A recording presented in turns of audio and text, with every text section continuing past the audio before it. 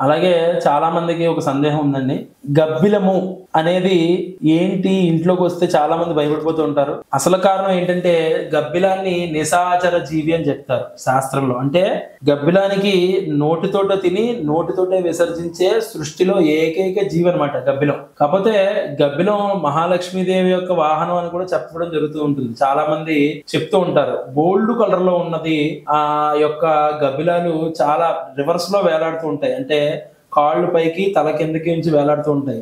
ఇవి రక్తాన్ని తాగుతూ ఉంటాయి కదా! ఇవి ఇంట్లోకి వస్తే ఎలాగా?